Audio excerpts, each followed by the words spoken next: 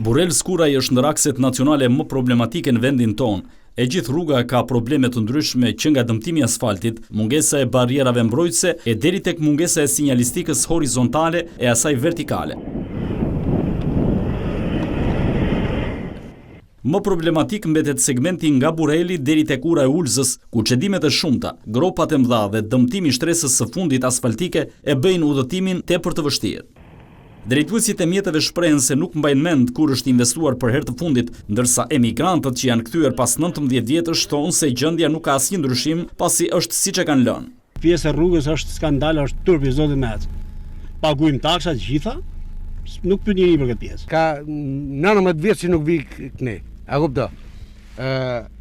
Sot jam abit. Qa kam gjunë televizor me vërtet që ka e vërtet. Rruga cop. Këtu nuk që ka vu dorë fare.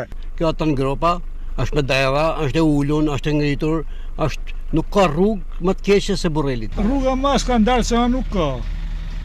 Se të bësh dy rrugë, Burrel Skuraj, makina maro. Me shtimin e lëvizjes në sezonin turistik, rruga pritet kufizoj vizitorët që shkojnë kryesisht në luginën e Shkopetit apo i drejtohen Bregdetit e Lezhës e Shkodrës. Aksi në fjalë është në kontratën e mirëmbajtjes B të rajonit qendër Verilindje, me një buxhet prej 12 milion eurosh në 4 vite, por rruga sa vjen e degradon më shumë.